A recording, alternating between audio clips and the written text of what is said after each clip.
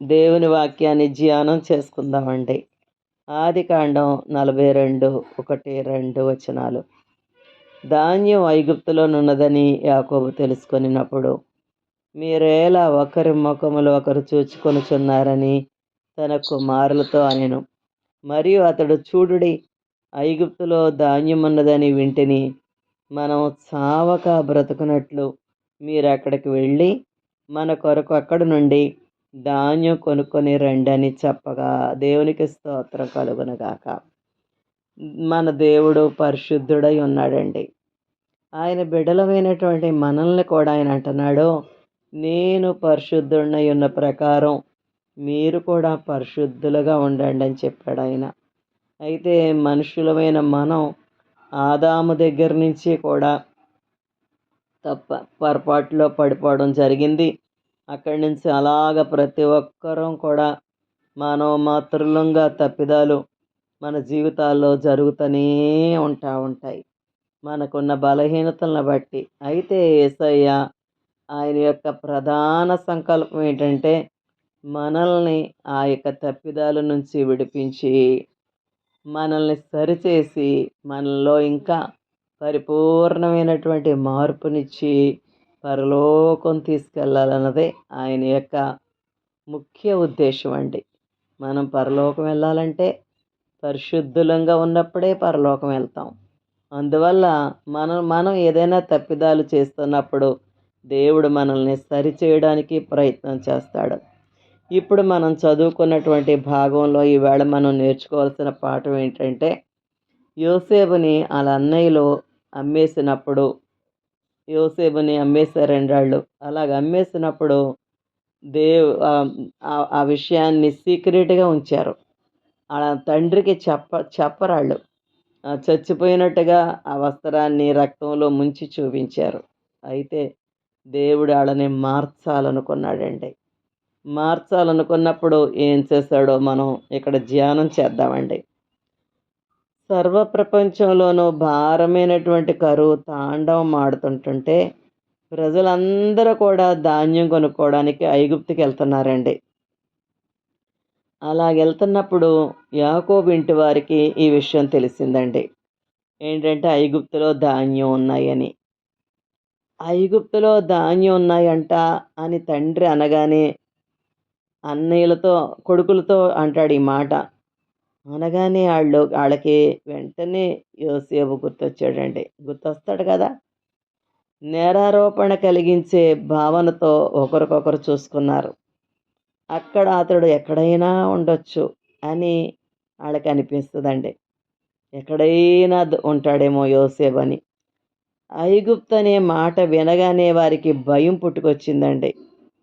ఐగుప్తు వెళ్ళడం కంటే పస్తుండి చనిపోవడమే మేలని కూడా అనుకున్నారేమో. 20 సంవత్సరాలకి పూర్వం వారు చేసిన నేరం వారిని వేధిస్తుంది. నేరారోపణ చేసే మనస్సాక్షి వల్ల కలిగే బాధ అన్నిటికంటే పెద్ద బాధ అండి. నిద్ర లేకుండా కొన్ని రోజులు, ఆహారం లేకుండా కొన్ని రోజులు మనం బ్రతకగలం, కానీ నేరారోపణ చేసేటటువంటి మనసు తప్పు మనం చేసినట్లయితే మన మనస్సాక్షి ఎప్పుడు కూడా వేధిస్తూ ఉంటుందండి. కొన్నిసార్లు నేరస్తులు తమ నేరం నుండి బయటపడిన తర్వాత కూడా మానసిక క్షోభకు గురి చేసే మనస్సాక్షి నుండి విడుదల పొందడానికి కొంతమంది పోలీసుల దగ్గరికి వెళ్ళి ఒప్పుకుంటారటండి. ఏంటంటే ఆ బాధ తట్టుకోలేకటాళ్ళు. కనుక పాపాలు క్షమించబడి కడుగబడినప్పుడు విడుదల పొంది మనం ఎంతగానో ప్రశాంతతను పొందుకుంటామండి. అంచేత 42వ అధ్యాయంలోని 5వ వచనం ఉంటుంది. కరువు కానాను దేశంలో ఉంది గనక ధాన్యం కొనడానికి ఇశ్రాయేలు కొడుకులు కూడా మొత్తానికి ఐగుప్తుకి బయలుదేరారండి. ఎలా బయలుదేరాళ్ళు? యోసేపు అన్నలో ఒక మనసు వాళ్ళకి ఐగుప్తు ఏమి వెళ్తాంలే, అక్కడ కానీ యోసేపు ఉంటాడేమో అనేటటువంటి ఆలోచనలు వాళ్ళకి వచ్చినప్పటికీ, కానీ కరువు వాళ్ళ కుటుంబానికి ఆహారం కావాలా, వృద్ధుడైనటువంటి తమ తండ్రి పస్తుండి చనిపోవలసి వస్తుందేమో అని తలంచి చివరికి వాళ్ళు ధాన్యం కొనడానికి ఐగుప్తుకి వెళ్ళడానికి సిద్ధపడ్డారండి వాళ్ళు. దేవుడే వారి పట్ల అలాగా వ్యవహరించడం జరిగింది. కరువు పెట్టి వారు ఐగుప్తుకి వెళ్ళవలసినటువంటి పరిస్థితిని, ఒక రకంగా చెప్పాలంటే గత్యంతరాన్ని దేవుడే కలగచేశాడండి. యోసేపు చనిపోయాడని అనుకొని 20 సంవత్సరాలుగా యాకోబు అంగలారుస్తున్నాడు. కనీసం వృద్ధుడగు తండ్రి పడే బాధను చూసి వాళ్ళు, మేము తప్పు చేసాం నాన్న, యోసేపు చనిపోలేదు, మేము అతన్ని ఐగుప్తులో అమ్మేశాం, నువ్వు బాధపడక, నువ్వు ఏడక. మరి రోజు తండ్రి కొడుకుని గుర్తు చేసుకొని బాధపడుతున్నాడు, ఏడుస్తున్నప్పుడు కనీసం వాళ్ళు అలాగ చెప్పాలి కదండి తండ్రికి, నువ్వు బాధపడొద్దు, మేము ఐగుప్తుకి వెళ్తాం,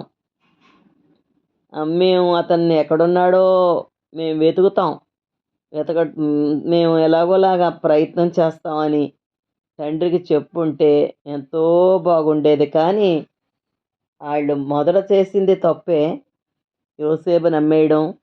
తర్వాత ప్రతిరోజు తండ్రి ఆ కుమారుని గుర్తు చేసుకొని దుఃఖపడుతుంటుంటే వీళ్ళు ఏమాత్రం పట్టించుకోలేదండి తండ్రిని.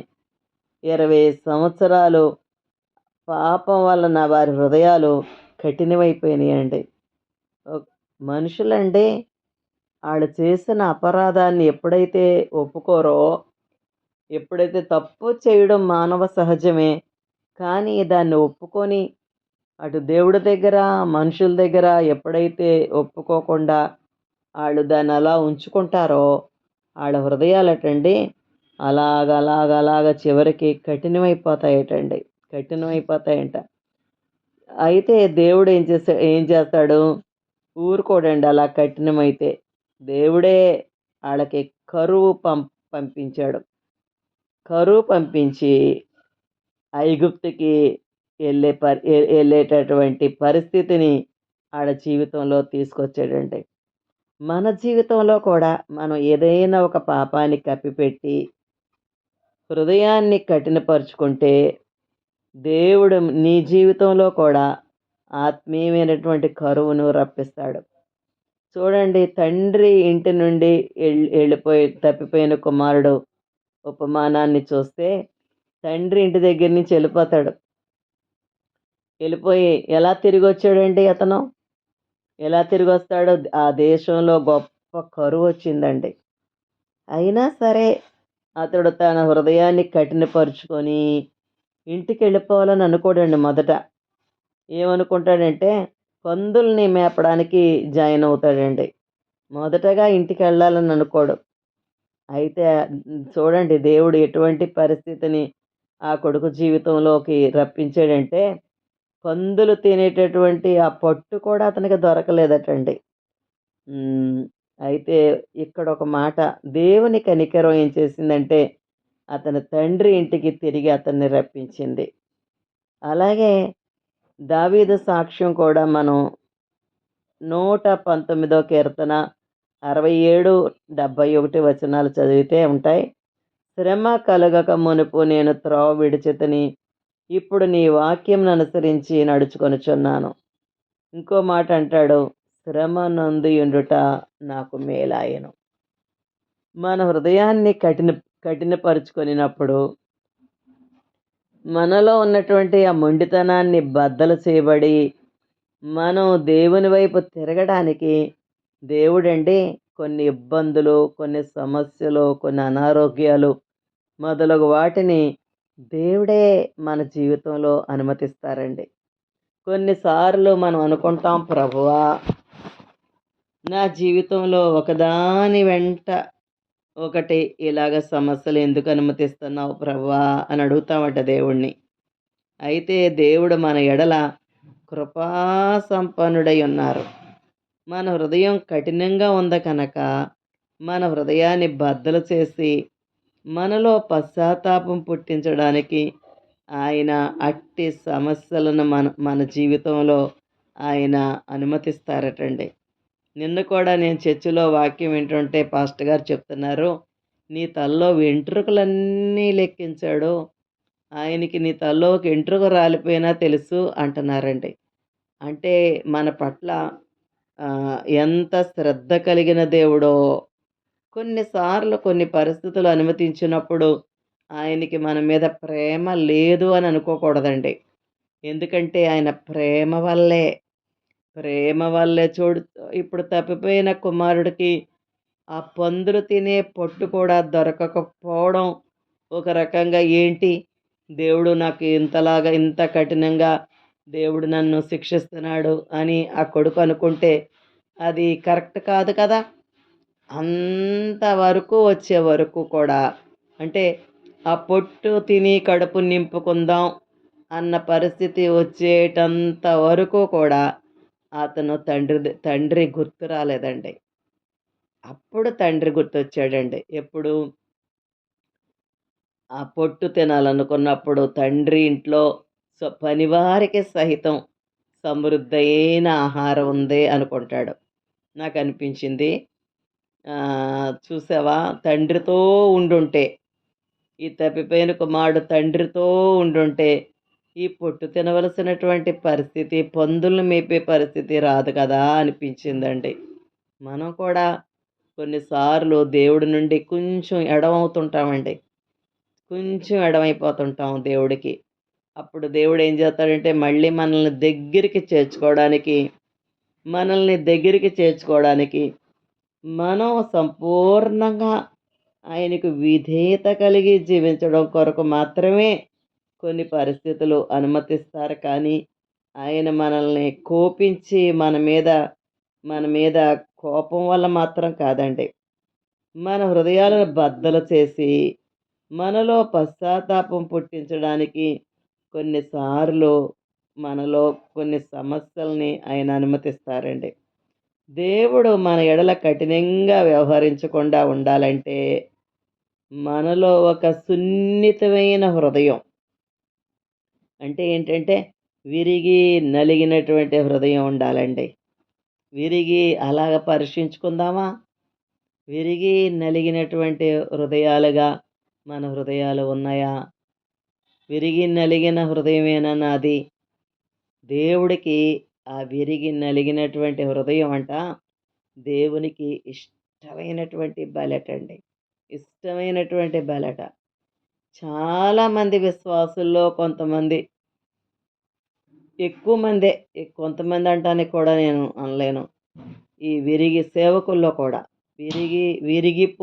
విరిగి నలిగిపోయినటువంటి హృదయం ఉండడం మాత్రం ఇప్పుడు పరిస్థితుల్లో నాకు రేరుగానే కనబడుతుందండి. గతంలో అటువంటి భక్తులు ఉన్నారు. కానీ ఇప్పుడు మాత్రం చాలా తక్కువ. పోనీలెండి, మనమైనా అడుగుదాం దేవుడిని అలాగని. ఎవరి సంగతి ఎలాగున్నా ఈ ప్రేయర్ సెల్‌లో నా ఆశ ఏంటంటే, ఈ ప్రేయర్ సెల్‌లో ఉన్నటువంటి గుంపంతా కూడా ఒక పరిశుద్ధ జనాంగంగా జీవించాలని నాకుంటదండి. ఈ ప్రేయర్ సెల్‌లో జాయిన్ అయినటువంటి బిడ్డల యొక్క జీవితాలు ఇతరుల ఇతర ఇతరుల జీవితాలకి కంటే వ్యత్యాసంగా ఉండాలని, మీ యొక్క జీవితాల ద్వారా అనేక మంది యేసు ప్రభు వైపుకి ఆకర్షితులవ్వాలని నా ఆశ అండి. వాక్యం చెప్తుంది, కీర్తనల గ్రంథంలో దావీదు మహారాజు అంటాడండి ఈ మాట, దేవా, విరిగి నలిగిన హృదయాన్ని నీవు అలక్ష్యం చేయవు. అంతగా మనలో ఒక సున్నితమైనటువంటి హృదయం రావాలి. మనం పాపం చేసేపోవచ్చు, పొరపాట్లు చేసేపోవచ్చు, కానీ ఈ ఈ తగ్గింపైన జీవితం, సాత్వికం, విరిగి నలిగిన హృదయం, ప్రేమించే మనస్సు, క్షమించేటటువంటి మనస్సు, సర్దుకుపోయే మనస్సు విశ్వాసుల్లో కనబడటం లేదండి. ఒక మాట పడలేనటువంటి పరిస్థితులే ఉంటున్నాయి. కనుక దేవుని బిడ్డలమైనటువంటి మనం అలా యేసు ప్రభుని కోరుకుందాం. ప్రభువా, నాకు విరిగి నలిగిపోయినటువంటి హృదయం నాకియ్యి ప్రభువా అని. దేవుడు నీ ఎడల కఠినంగా వ్యవహరిస్తున్నట్లుగా నీకు కనిపిస్తే మన హృదయాలు ఎంత సున్నితంగా మృదువుగా మారాలో అంత సున్నితంగా మృదువుగా దేవుడు మ- మనం ఎంత సున్నితంగా మారతామో దేవుడు కూడానట మన పట్ల అంత మృదువుగా వ్యవహరిస్తారటండి. యోబు యథార్థవంతుడే. దేవుడే స్వయంగా మంచి సాక్ష్యం ఇచ్చినప్పటికీ అతని హృదయంలో బద్దలు చేయబడవలసినటువంటి కొన్ని ఉన్నాయటండి. ఆయన అంటాడు, యోబు, కన్నం మీద కన్నం వేసి ఆయన నన్ను విరగ్గొట్టెను, పరుగెత్తి సూర్యుని వలె నా మీద పడెను అంటాడు యోబు గ్రంథం 16:14. కొన్ని సమస్యలు తలెత్తేంత వరకు మన హృదయాలు ఎంతలా ఉన్నాయో మనం ఎరగమటండి. ఎప్పుడు మన హృదయ స్థితిని మనం తెలుసుకోగలుగుతామంట? ఏ కష్టం లేదనుకోండి, అప్పుడు మనలో గర్వం ఉండొచ్చండి. గర్వం ఉండొచ్చు. ఆహ్, మనలో తర్వాత ఇంకా ఏముండొచ్చంటే ద్వేషం ఉండొచ్చు, అసూయ ఉండొచ్చు. ఇలాంటియన్నీ మనలో ఉంటాయి. అవన్నీ మనలో ఉన్నాయని మనం తెలుసుకోవాలంటేనట మన మ మన హృదయ స్థితిని ఎప్పుడు తెలుసుకుంటామంట? కొన్ని సమస్యలు తలెత్తినప్పుడేనటండి. అప్పుడే మనం తగ్గింపు నేర్చుకుంటామండి. అప్పుడే విధేయత నేర్చుకుంటామండి మనం. అప్పుడే మనం సాత్వికాన్ని నేర్చుకుంటాం. అప్పుడే శాంతాన్ని నేర్చుకుంటాం. ఊరికినే రావండి. యేసుప్రభువారే శ్రమల ద్వారా ఆయన విధేయత నేర్చుకున్నాడని, ఆయన గురించే మనుష్య కుమారుడుగా ఉన్నప్పుడు, అలాగ రాయబడినప్పుడు మనం ఎంతండి మానవ మాత్రులమి. ఏమీ కూడా మనకి కష్టం లేకుండా, నలుగుడు లేకుండా క్రీస్తు స్వరూపం మనలో ఏర్పడడం అనేది జరగదండి. అంచేత హ్మ్, మన జీవితంలో దుఃఖ దశ గుండా వెళ్తుందనుకోండి, మనం ఆహ్, అప్పుడు ఏమనుకోవాలంటే, దే ఆళ్ళు బాగానే ఉన్నారు కదా! ఇతరులు బాగానే ఉన్నారు కదా! అని అనుకోకూడదు గానీ, నా హృదయాన్ని ఇతరుల హృదయాల కంటే సున్నితంగా, మృదువుగా ఉండాలని దేవుడు కోరుతున్నాడు అనుకోవాలటండి. ఎప్పుడు? మనకి సమస్యలొచ్చినప్పుడు. ఆళ్ళు బాగానే ఉన్నారే! ఆళ్ళకి ఏ కష్టం లేదు. ఆళ్ళేమి ఇంత తగ్గింపు కలిగి లేరు కదా! అని మనం అనుకోకూడదట. మనకి ఒక శ్రమ వచ్చినప్పుడు, మనకి కష్టం వచ్చినప్పుడు, మనం ఆ పరిస్థితుల్లో ఏమనుకోవాలంట? దేవుడు నా పట్ల ప్రత్యేకమైన శ్రద్ధ చూపిస్తున్నాడు. మరి యోసేపు జీవితంలో ఎన్ని శ్రమలు అనుభవించాడండి. తల్లిని పోగొట్టుకున్నాడు. తండ్రి ప్రేమ ఉంది పాపం యోసేపుకి. కానీ అన్నదమ్ముల ప్రేమ అన్నయ్యల ప్రేమ లేదు. ప్రేమ లేకపోగా వాళ్ళు ద్వేషించారు. ఎంత ద్వేషం అంటే ఆడకి చేసిన అన్యాయం ఏమీ లేదు యోసేపు. చంపేయాలన్నంత ద్వేషం పెట్టుకున్నారు అతని మీద. అతన్ని తండ్రి ప్రేమకు దూరం చేసి ఒక బానిసగా అమ్మేశారు. చూసారండి ఎన్ని శ్రమలో. ఆ తర్వాత ఆ తర్వాత బానిసగా పనిచేస్తున్న టైంలో పాపం చేయనందుకు పోతిఫర్ భార్య అతన్ని ఇద్దరు కలిసి చెరసాల్లో వేయించారు. ఇనుము అతని ప్రాణాన్ని బాధించెను అని ఉంటుందండి. వీటన్నిటి ద్వారా యోసేపు ఎ దైవ సంబంధమైన జ్ఞానాన్ని పొందుకొని తర్వాత దినాల్లో దాదాపు 40 సంవత్సరాలెంతో ఐగుప్తుకి అధికారిగా జీవించడం జరిగిందండి. దేవునికి మహిమ కలుగునుగాక. మన జీవితాల్లో కూడా దేవుడు మనం ఏదో ఎన్నో విషయాలు ప్రభు దగ్గర చెప్పుకుంటున్నాం. ప్రభువా, ఉద్యోగాలు కావాలా, మా బిడ్డలకి వివాహాలు కావాలని అడుగుతున్నాం. దేవుడు మన పట్ల అంత మాత్రమే ఉద్దేశాన్ని కలిగి వెళ్ళాడండి. ఇవన్నీ చేస్తాడాయన. ఆయనకి చాలా సులువు. మనం అడిగినయి ఆయనకి ఏమాత్రం కాదండి. శూన్యంలో సృష్టిని కలుగజేశాడు కదా ఆయన సృష్టిని. కలుగునుగాక, కలుగునుగాక అంటే ఈ సృష్టి అంతా ఏర్పడిపోయినప్పుడు మన సమస్యలు ఆయనకి ఎంతండి. కానీ ఆయన మన నుండి ఆశపడేదేటంటే, మన స్వభావాన్ని దిద్దాలని ఆయన ఉద్దేశ్యం. అప్పుడండి ఎప్పుడైతే మనలో అటువంటి అద్భుతమైనటువంటి మార్పు కలుగుద్దో, దేవుని ప్రణాళిక ఏంటంటే, మనం అనేకులకి దీవెనకరంగా మారిపోతామండి. మన జీవితాలు చూసి, మన సాక్ష్యాలు చూసి ఎంతోమంది ప్రభువుని తెలుసుకునే అవకాశం కలుగుద్ది. రెండోదేమవుద్ది, దేవుని ప్రణాళిక అదే. అనేకులు మన ద్వారా ఆయన చెంతకు రావాలా. అదే ఆయన ఉద్దేశం. రెండోదేటంటే, మరి నిత్య రాజ్యంలో మనం ప్రవేశించడం జరుగుద్దండి. ఈ సహోదరులు యోసేపు దగ్గరికి రప్పించబడ్డారు. మనం కూడా ఒకరోజు యేసుప్రభు దగ్గరికి వెళ్తామండి. ఆహ్, ఎళ్ళే వరకు కొన్ని సమస్యలు, బాధలు మనకు వస్తుంటాయి. దేవుడు ఇలా ఎందుకు సమస్యల్ని పంపుతున్నాడో మనం అర్థం చేసుకోలేకపోవచ్చండి. అయితే ఆయన కనికరం చొప్పునే మనకి సమస్యల్ని అనుమతిస్తారటండి. మనకొచ్చే క్లిష్టమైన శోధనల్లో దేవుని దీవెనలు దాచిపెట్టి ఉంచుతాడట. ఒక సహోదరి అనేదండి ఎప్పుడు నాతోటి, "కీడు చాటున మేలుంటది ఈ అమ్మగారు. కీడు చాటున మేలుంటదండి" అని. అది ఎప్పుడు ఆవిడ నోట్లోంచి ఆ పదం వచ్చేదండి. అంచేత మన జీవితాల్లో కొన్ని శోధనలొచ్చినప్పుడు, దేవుడికి నా మీద ఇష్టం లేదు. దేవుడికి నా మీద ప్రేమ లేదు. అందుకే నేను ఇలాగ ఎదుర్కొంటున్నానని అనుకోకూడదు కానీ, యోసేపు శోధనల వెనుక ఏం జరిగిందండి? ఆ శోధనల తర్వాత తక్కువ ఆశీర్వాదం అంటారా? ఒక బానిసగా ఐగుప్తు దేశం వచ్చినటువంటి యోసేపట, ఆ రాజు అంటాడంట, ఐగుప్తు దేశపు రాజు, నీ మాట లేకుండా ఐగుప్తు దేశంలో ఎవ్వడో కూడా చెయ్యి ఎత్తడానికి వీల్లేదు, దించడానికి వీల్లేదు అన్నాడంట. పేరుకే నేను ఫరోని. అంటే ఫరోకి ఫరో అయిపోయాడన్నమాట. అతని యొక్క క్వాలిటీ లైఫేనండి.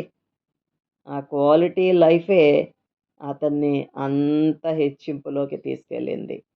కనుక మనం యేసుప్రభు ద్వారా సంపాదించుకోవలసినయి, ఉద్యోగాలు సంపాదించుకుంటాం స్తోత్రం. మన బిడ్డలకి వివాహాలు కావాలా స్తోత్రం. సీట్లు కావాలా దేవునికి స్తోత్రం. ఆరోగ్యాలు కావాలా ఇవన్నీ ఆయన ఇస్తాడు. ఇంతకంటే ఇంపార్టెంట్ అయింది క్వాలిటీ ఈ లైఫ్ ఇస్తాడండి.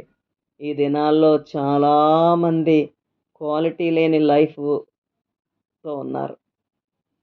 కుటుంబాల్లో శాంతి లేదండి. పోయిన వారంలో నా కోడలు నేను ఒక చోటకెళ్ళాం. వెళ్తే అక్కడ ఒక సమస్య విన్నామండి. ఏంటంటే చాలా ఆస్తిపరులే ఆ కుటుంబం. కూతురికి పెళ్లి చేశారంట. అస్సల ఆ పెళ్ళికొడుకు ఆ అమ్మాయితో మాట్లాడడం ఇంకా భార్యగా స్వీకరించలేదండి. ఒక మాటలో చెప్తున్నాను. ఆ పాప గుట్టుగా 3 నెలలు అలాగా తల్లిదండ్రులకి చెప్పకుండా ఊరుకుందంట. ఈళ్ళకే అనుమానం వచ్చింది. అతను ఒక పురుషుడిగా భార్య దగ్గర ప్రవర్తించలేదని తెలుసుకున్నారండి. తెలుసుకొని అప్పుడు ఆ పాపకి, అతనికి విడాకులు ఇప్పించేశారు. అంటే కుటుంబ జీవితానికి అతను పనికి రాలేదు. ఎందుకు ఈ మాట చెప్తున్నానంటే, ఎంత వేదనలో ఉన్నారో ఆ కుటుంబం అండి. అక్కడ నేను కలిసాను. నన్నెవరో పరిచయం చేస్తే నా దగ్గరికొచ్చిందావిడ. వచ్చి ఎంతో ఆశగా యేసుప్రభు మాటలు వినబోతున్న టైంలో ఆళ్ళు అర్జెంటుగా వెళ్ళిపోవాల్సొచ్చి ఆళ్ళని తీసుకొచ్చిన ఆయన ద్వారా వెళ్ళిపోయారు. కానీ, మా నెంబర్ మాత్రం దగ్గర పెట్టుకొని తప్పకుండా నన్ను కలుస్తానని మళ్ళీ, మళ్ళీ ఫోన్ చేసిందండి నాకు. అప్పుడనిపించింది పాపం చూడు, ఎలాంటి సమస్యలతో మనుషులు నలిగిపోతున్నారో. ఎంతో ఘనంగా పెళ్లి చేసుంటారు కదా! ఇలాంటి పరిస్థితి ఎదుర్కొంటారని తెలుసు ఆళ్ళకి. మనం ఎంత ధన్యులమోనండి. దేవునికి స్తోత్రం కలుగునుగాక. కనుక మన జీవితాల్లో మనకొచ్చేటటువంటి సమస్యల వెనుక మాత్రం ప్రపంచంలో దేవుడిని ఎరగని ప్రజలు అలాగా నలిగిపోతున్నారన్నమాట అండి. మనకైతే మాత్రం అలాంటి నలుగుడు అక్కర్లేదండి. మనకొచ్చే క్లిష్టమైన శోధనల్లో దేవుని దీవెనలు దాచిపెట్టి ఉంచుతాడండి. దేవుని బిడ్డకి ఏది కూడా హఠాత్తుగా జరగదు. అంతా కూడా ఏం జరిగినా ఆయన ఆయన సంకల్పంలోనే జరుగుద్దండి. అందువల్ల మనం ఎంత ధన్యులమో. ఒక్క మాట యేసు ప్రభువుని తెలుసుకున్నటువంటి మనం మన జీవితాలలో దేవుడు కొన్ని సమస్యలు అనుమతించినప్పుడు మనం నేర్చుకోవాల్సిందేంటంటే మనం మన జీవితాల్లో విరిగి నలిగినటువంటి హృదయం మనలోకి రావడం కొరకే దేవుడు కొన్ని పరిస్థితులు అనుమతిస్తాడు. కనుక మనం దేవుణ్ణి కోరుకోవాలి. ప్రభువా, నీ మనసు నాలో పెట్టయ్యా, విరిగి నలిగినటువంటి హృదయం నాకీ ప్రభువా, నా జీవితం ద్వారా ఈ లోకానికి నిన్ను చూపించే బిడ్డగా నన్ను ఆశీర్వదించు ప్రభువా అని మనం ప్రార్థన చేసుకోగలిగితే యోసేపు ఆ దేశానికే కాదండి, చుట్టుప్రక్కల దేశాలకి కూడా ఆశీర్వాదకారకుడయ్యాడు. అలాగే దేవుడు మనల్ని కూడా ఆశీర్వదించి అనేకులకి దీవెనకరంగా మనల్ని కూడా చెయ్యునుగాక. ఆమేన్. ప్రార్థన చేయించు.